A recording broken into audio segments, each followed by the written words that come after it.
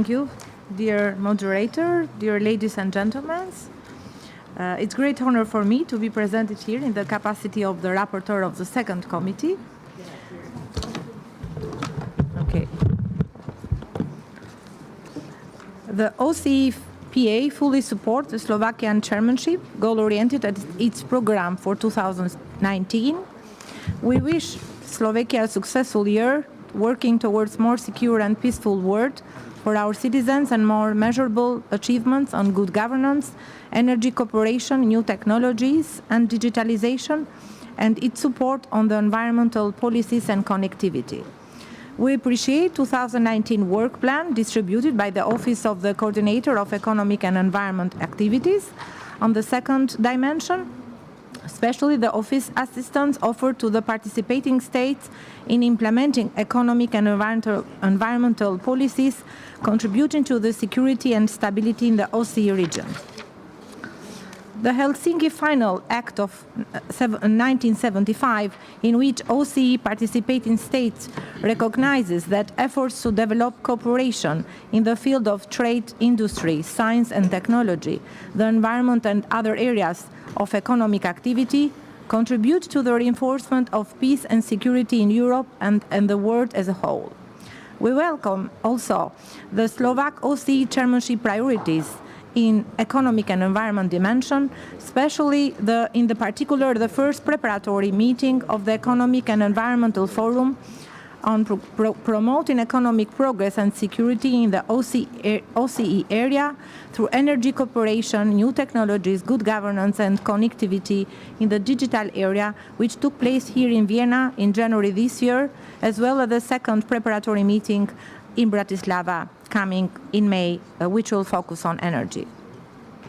We also support to explore all other opportunities and challenges which are associated with new forms of employment rising from the digital transformation of the economy, also with a view to the ensuring adequate social protection.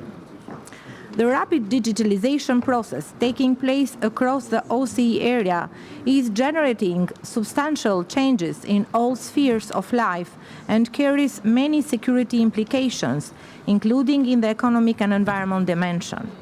National parliaments must keep abreast of developments in this field and respond appropriately with the relevant legislation.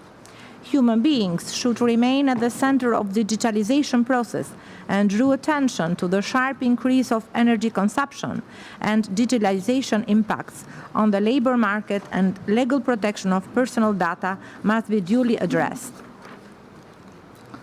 We welcome also the OSCE plans in assisting the incoming 2020 Albanian OSCE chairmanship in the preparation of 28th Economic and Environmental Forum. Among other commitments, Ministerial Council decisions 416 recognize that corruption and lack of good governance as issues that can undermine the stability and security of participating states, while connectivity through transport and trade facilitation is recognized as a contributor of confidence building and trust.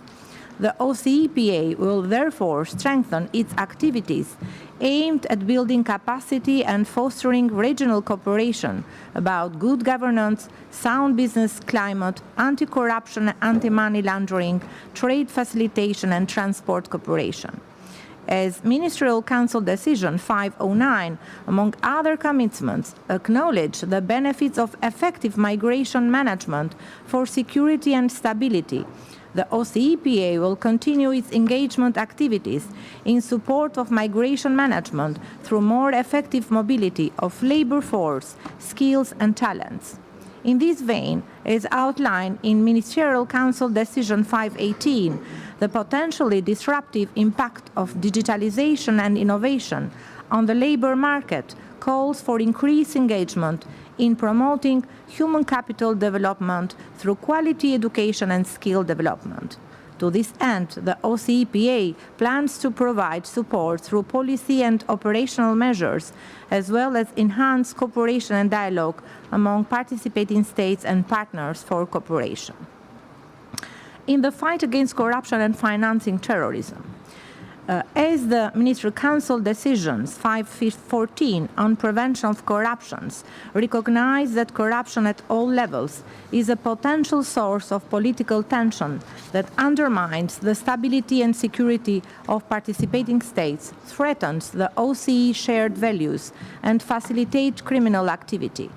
The importance of promoting good governance and combating corruption in the OSCE area has been firmly established in the last year Annual Sessions Committee report during the OSCE PA 2017 Minsk Declaration, which calls on OSCE participating states to enhance the level of cooperation among law enforcement agencies and other relevant institutions in combating corruption, money laundering, the production and trafficking of narcotics, financing terrorism and all other financial crime, and in the resolution of acting against corruption in the OSCE region to strengthen the rule of law in the OSCE PA 2016 Tbilisi Declaration.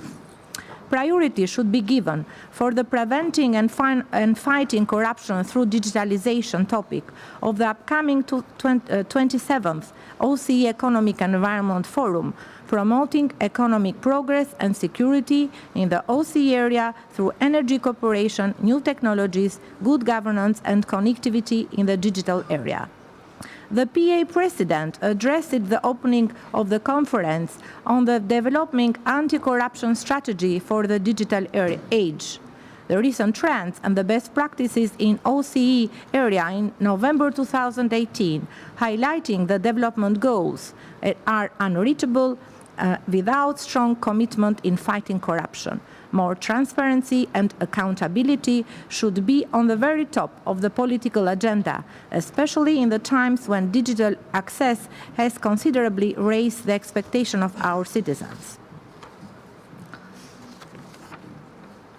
The OSCE PA also welcome and support the activities across the OSCE region in order to increase transport security and facilitate the exchange of best practices in the field of border crossing procedures, transport and trade facilitation. Also, we support improving the coordination of national and international efforts to tackle transport security challenges, as well as to support facilitating dialogue on sustainable transport to promote more effective natural policies for cleaner and more energy-efficient transportation. As mentioned also for migration, OSCE PA supports also effective approach and gender sensitive towards migration management that support legal migration and reduce irregular migration by facilitating regional dialogue, cooperation, capacity building activities, as well as exchange of good practices. As mentioned in the Council Decision 509, acknowledge as well the benefits of effective migration management for security and stability. We support the OSCE engagement in migration management through more effective mobility of labor force, skills and talents. As emphasized on Ministerial Council Decision 518, there is a need for increased engagement to promote human capital development through quality education and skill development. In regards to the food and water security, as defined by the United Nations Committee on the World Food Security, is a condition in which all people at all times have physical, social and economic access to sufficient, safe and nutritious food that meets their dietary needs and food preferences for an active and healthy life. Over the coming decades, changing the climate, growing global population, rising food prices will have a significant yet highly uncertain impact on food security.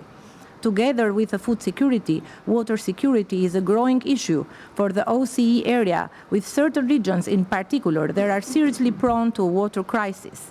Central Asia, unfortunately, has been affected by two massive environmental disasters in the recent years, the pollution of the Caspian Sea and by the now irreversible drying up of Aral Sea.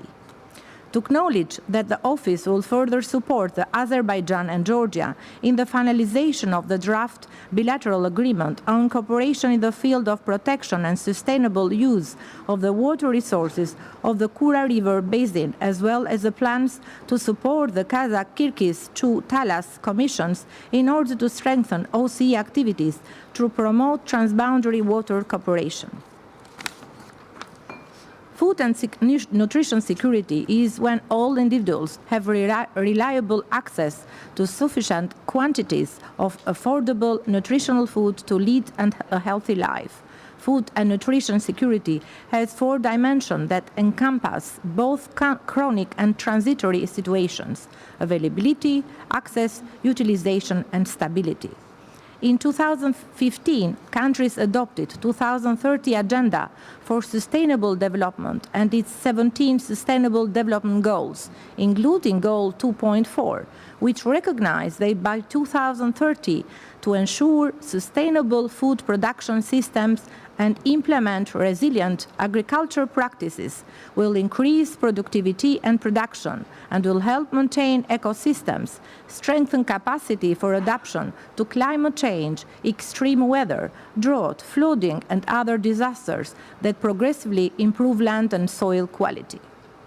The 2018 SDG report found that conflict and climate change were major contributing factors, leading to growing numbers of people facing hunger and forced displacement, as well as curtailing progress toward universal access to basic water and sanitation services.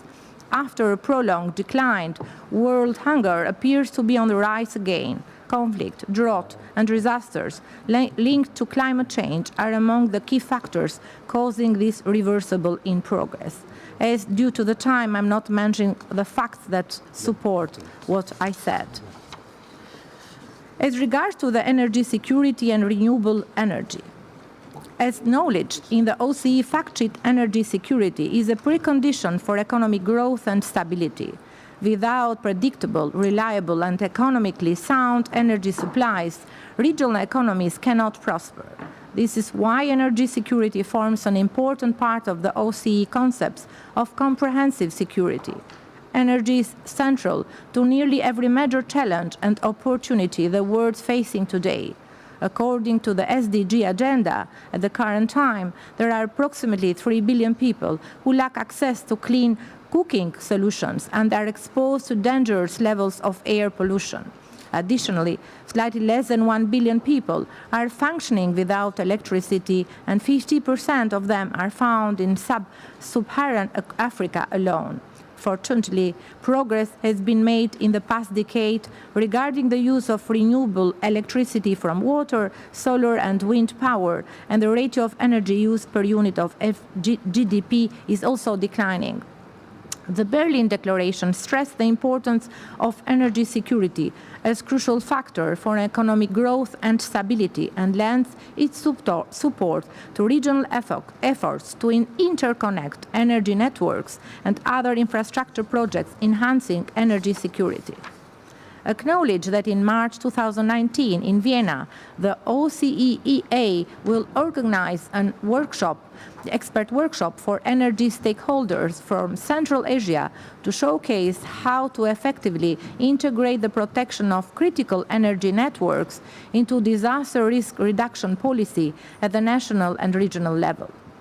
At the Davos World Economic Forum in January, it was noted that despite significant achievements in sustainable energy innovation and market scaling of technology, such as solar, wind energy, storage, and others, the rate of change is not fast enough. Considering 2/3 of greenhouse gas emissions are from energy and the demand will continue to grow up to 35% by 2040, a wider spread of technologies and solutions need to be matured for commercial deployment at a much faster pace. As for climate change, the Berlin Declaration stressed that climate crises represent an immediate threat to the security of the OSCE area and needs to be addressed with the extreme urgency in line with OSCE's comprehensive approach to security. It called on parliaments of all OSCE participating states to promote universal ratification of the Paris agreements on climate change and to boost the implementation of the intended nationally determined contributions to strengthen the global response to climate change aimed at reducing greenhouse gas emissions and keeping the increase of global average temperature below 2 degrees Celsius above pre-industrial levels. ACE's 2013 Agenda for Sustainable Development and its 17 Sustainable Development Goals, including Goal 13, acknowledge that climate change is now affecting every country on every continent. It is disrupting national economies, affecting lives, costing people, communities, and countries dearly today and even more tomorrow. Weather patterns are changing, sea levels are rising, weather events are becoming more extreme, and greenhouse gas emissions are now at their highest levels in the history. Without action, the world's average surface temperature is likely to surpass 3 degrees centigrade this century. The poorest and the most vulnerable people are being affected the most. Draft work plan for 2019 of the Office of the Coordinator of the OSCE Economic and Environmental Economist activities, among other things, focuses also on increasing awareness and capacity to assess potential security risks stemming from climate change at national and regional levels. On 25 January 2019, the World Meteorological Organization for the first time has addressed the UN Security Council on the risk to international peace and security posed by climate change and climate-related disaster. WMO Chief Scientist and Research Director Pavel Kabat told the Security Council that climate change has a multitude of security impacts, rolling back the gains in nutrition and access to food, heightening the risk of wildfires, and exacerbating air quality challenges, increasing the potential for conflict over the water, leading to more international displacement and migration. Speaking at the Davos World Economic Forum, UN Secretary General Antonio Guterres stated that climate change is running faster than we are. We have this paradox. The reality is proving to be worse than scientists have foreseen, and all the last indicators show that. We are moving dramatically into a runaway climate change if we are not able to stop it. At the same time, I see the political will slowing down. Thank you very much for your attention. Thank you very much, Ms. Hoxha, for your ideas and intentions regarding the report for the 28th annual session in Luxembourg. And now, dear colleagues, we will have a debate on the presentation by Ms. Hoxha. And we have limited time, so speaking time will be limited to 2 minutes for each speech and 1 minute for each question and answer exchange. Please remember that there will also be time for debate under our next agenda items. And now I call first Mr. Nabi Avci from Turkey. Mr. Avci, the floor is yours.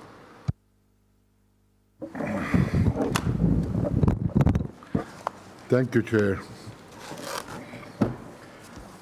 Dear Mr. President and dear colleagues, in combating money laundering and financing terrorism, complying with international standards in our country, we have established a sound system and fight has been carrying out determinedly. Our financial system is protected against financial crimes and supported by a sound basis. Besides money laundering, our fight against financing national and international terrorist organizations is going on. In this context, information and intelligence have been shared between relevant institutions at national and international level against financement of Daesh, which is a Middle Eastern, as you know, terrorist organization, PKK, and FETÖ terrorist organizations.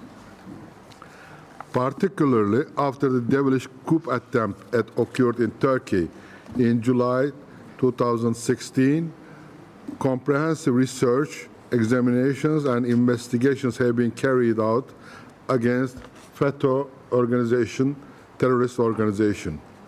The Financial Crime Investigation Board, MASAK in Turkish, activities have dealt a big blow against the financial resources of the organization. As you know, corruption is also another serious threat to good governance. It erodes confidence and respect for democratic institutions and emerges as an obstacle to economic development. The phenomenon of corruption has gained magnitude in recent years. As this problem cuts across geographical boundaries and affects all countries, it must be addressed in an integrated and comprehensive manner by states, international organizations, civil society, and all other actors of the international community. The fight against corruption requires an integrated, comprehensive, as well as a long-term strategy. No country, no sector or organization can fight corruption in isolation. A successful anti-corruption strategy on a national level needs to involve all relevant agencies. With this understanding, the Turkish government adopted a renewed anti-corruption strategy, enhancing transparency by active participation of civil society and non-governmental organizations in the fight against corruption and strengthening the role of the media in these areas are the significant components of this strategy. Combating corruption is one of the top priorities of Turkish national criminal justice policy. We continue to review and adapt our legislation in line with the provisions of the international instruments. Turkey is active in various international organizations involved in the fight against corruption. Thank you, sir. Thank you. Timing. So now let me call Mr. Bolislav Perchuk from Belarus, followed by Mr. Pavel Fedyaev from Russian Federation. Уважаемый председатель, уважаемые коллеги, благодарим уважаемого докладчика комитета госпожу Элону Хокса за предоставление идеи и концепции доклада по предстоящей 28-й ежегодной сессии по ОБСЕ. Озвученные предложения дают хорошую пищу для ума в контексте необходимости оптимизации наших усилий в области экономико-экологическое измерение безопасности. Беларусь последовательно выступает за повышение роли и статуса второй корзины в системе координат ОБСЕ. Полагаем, что экономико-экологическая проблематика должна находить преимущественное отражение в резолюциях Парламентской ассамблеи и решениях Совета министров иностранных дел ОБСЕ. В условиях глобализации, роста взаимозависимости экономических процессов и их цифровой трансформации мы сталкиваемся со многими общими вызовами, которые не могут быть преодолены порознь. В этом контексте считаем полностью оправданным акцент действующего словацкого председательства ОБСЕ на следующих актуальных вопросах. Применение новых технологий в экономической сфере, взаимосвязанность в развитии цифровых экономик и обществ, защита энергосетей от природных и техногенных катастроф, уменьшение риска стихийных бедствий. Беларусь вносит свой посильный вклад в развитие цифровой темы повестки дня ОБСЕ и ее парламентское измерение. Так, в ходе 27-й ежегодной сессии Парламентской ассамблеи, благодаря поддержке наших соавторов и партнеров, в итоговую Берлинскую декларацию была включена белорусская резолюция продвижения цифровой экономики в интересах обеспечения экономического роста на пространстве ОБСЕ. Готовы и далее конструктивно подключиться к продвижению этой тематики. В этом году белорусская парламентская делегация хотела бы инициировать в ходе предстоящей ежегодной сессии по ОБСЕ в Люксембурге дополнительный пункт по теме «Стратегическое прогнозирование в области науки, технологий и инноваций в целях устойчивого развития».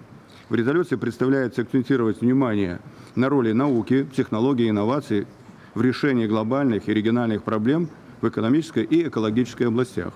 Полагаем, что избранная тема хорошо укладывается в общую тему 28-й ежегодной сессии и привлечет внимание уважаемых членов Ассамблеи.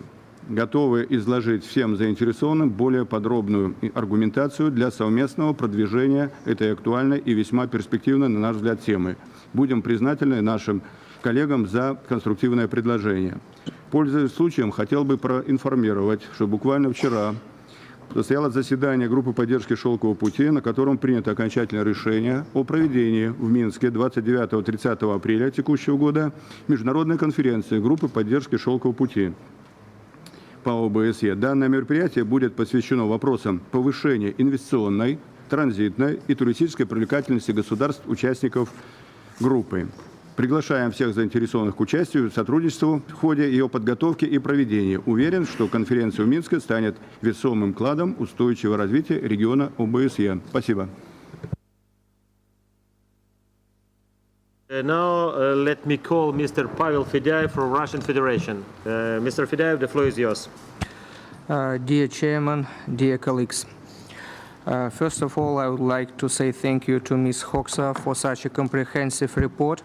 She raised important questions as global warming, as greenhouse gas emission, and I would like to say that for Europe the answer for that is gas, because gas has zero greenhouse emission. This is the most ecologically pure fuel.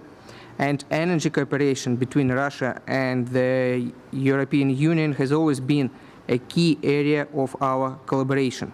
The interdependence of Russia with Europe in this area is extremely high, and it is an essential factor of stability on the continent.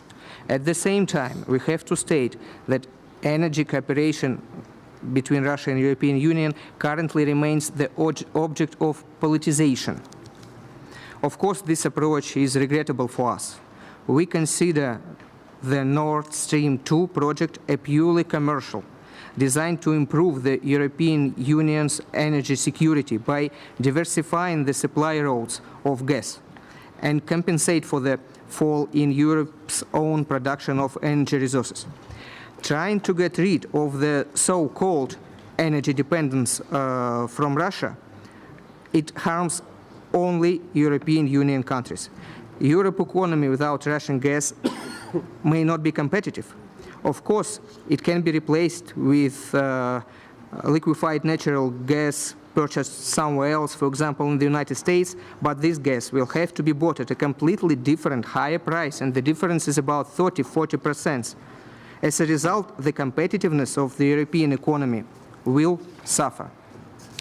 But if the European economy is suffering without Russian gas and becomes less competitive, let's ask ourselves who will benefit from it. Who is the main beneficiary and the main agitator against the profitable for Europe and Russia Nord Stream 2 project?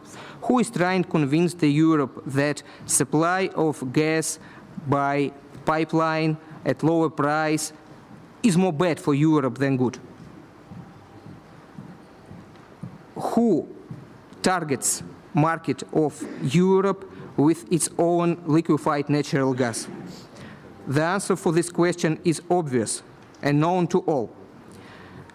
Liquefied natural gas brought by tankers across the ocean is more expensive and the risk of non-delivery is higher. If anyone wants to compete in the free market, please. But what is happening right now, it looks like unfair competition, an attempt to use the media unsubstantiated slogans, and it looks like witch hunting. There is a try to find something bad when there is only good. Who will argue with classics of economic theory, who say that one supplier is bad and a few suppliers is good? One supplier is always a monopoly. One supplier rises the high of the goods. But we are talking about Nord Stream 2 as not a monopoly. It's alternative to liquefied natural gas from some other place. And please, all those who is against Nord Stream 2, stop misleading citizens of European Union that having an alternative is bad and not having it is good. Thank you. Thank you very much, and our debates are closed at the moment. Let me one more time to say thank you for our rapporteur of our committee, Ms. Hoxha, for her ideas and about the report which will be presented in Luxembourg. The debates were quite interesting, and thank you very much for this intervention about Nord Stream 2, because I want to add just a couple of words about it. When we're speaking about Nord Stream 2, let's always remember that there is Ukrainian gas transportation system which can provide much lower price than Nord Stream 2, and it already exists, and nobody understands why so huge money are spent. And the next point, if somebody is asking about Nord Stream 2, always ask the following topic: what was the reason to create Nord Stream 1? I can remind you, it was new gas field Stockman, not existing as I understood, opened in the Russian Federation. But after Nord Stream 1 was created, immediately everybody forgot about new gas field Stockman, and the gas put it to the new Nord Stream 1 was excluded from the gas transportation system on the Ukrainian territory. This is just small remarks about Nord Stream 2, and thank you for this comment. Yes, 1 minute please for Russian Federation for answer. Thank you very much, Mr. Chairman. First of all, I would like to mention that right now the population is growing, and Europe is refusing to use coal as the process of producing the energy, and demand in consumption is growing. And right now, we are not saying that Project Nord Stream 2 would exclude the pipeline that goes through Ukraine from the supply chain. It is a market, and it's the process of negotiation. But for us, it looks like nobody wants to go into negotiation on this topic. But we are ready. Thank you very much.